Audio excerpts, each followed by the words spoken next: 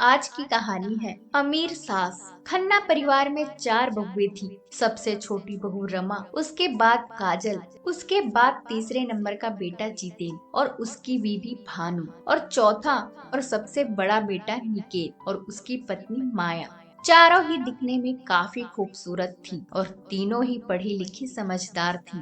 ऐसे में खन्ना परिवार की 4 बहुएं में से तीसरे नंबर का बेटा जितेन की बहू भानु एक गरीब परिवार से थी। गरीब परिवार से होने का कारण वह शादी के वक्त अपने दहेज में कुछ नहीं लाई थी और इसका पूरा फायदा तीनों बहुएं खूब उठा रही थी। सबसे छोटी वाली बहू रमा का मायका बहुत ही अमीर था और इस वजह से वो बहुत सारे सोने के गहने और कपड़े लाई थी। ऐसे में सास भी अपनी सबसे छोटी बहू रमा से कुछ ज्यादा ही प्यार जताती है और भानु को हमेशा नीचा दिखाती है। दिन गुजरते हैं और एक दिन अरे भानु बहू, सुन तो, वह मगन चाचा के बेटे की शादी का न्योता मिला है ना।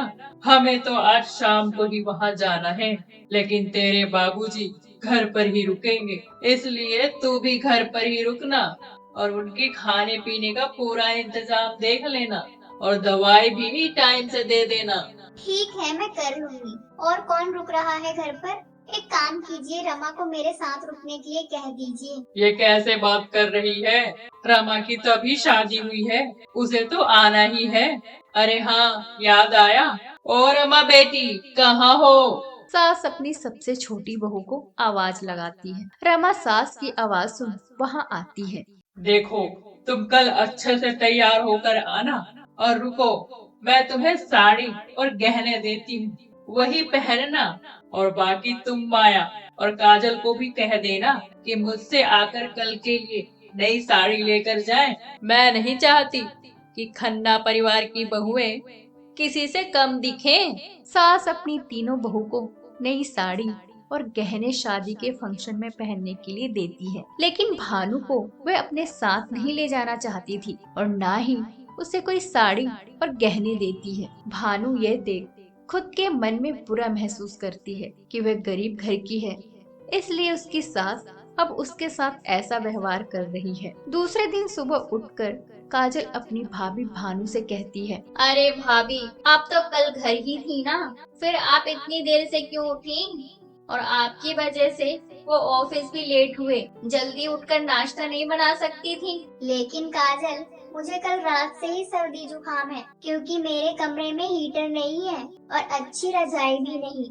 ऐसे में मुझसे सुबह जल्दी उठा नहीं गया। और लेकिन तुम तो अपने पति के लिए इतनी सी जिम्मेदारी उठा ही सकती हो ना, उसमें भी तुम मेरे भरोसे क्यों रहती हो? मैं क्यों काम करूं? मैं दहेज में कितना सारा धन लेकर आई हूँ, सोने के गहने और माँ जी के लिए कितनी महंगी साड़ियाँ, लेकिन आप अपनी दहेज में क्या लाई हो? कुछ नहीं ना। फिर ससुराल में काम तो करना ही होगा। भानु कुछ नहीं कहती और वो अपना काम करने में लग जाती है। ऐसे में खन्ना परिवार में सबके कमरे में एसी और हीटर लगा हुआ होता है, लेकिन भानु और उसके पति के कमरे में पंखा भी पुराने जमाने का लगाया हुआ होता है, क्योंकि भानु का पति बचपन से ही पढ़ाई लिखाई में कम था और ऐसे ही वह नौकरी भी एक छोटे से कंपनी में करता था, जिससे उसका पगार इतना नहीं था। ऐसे में वह घर पर भी इतने पैसे नहीं दे पाता था जितने उसके बाकी भाइयों दिया करते थे। बस भानु को इसका खामियाजा भुगतना पड़ता है, लेकिन सास भी दूसरे बेटे और भानु के पति में भेदभाव करती है, जबकि वह भी उसका खुद का ही खून था। पर भानु कभी कुछ नहीं कहती, क्योंकि वह जानती थी कि वैसे भी वह एक गरीब घर से आई है। ऐसे में इस घर में उसकी कोई सुनने वाला नहीं होगा और अब भानु को तो इसकी आदत भी पड़ चुकी थी।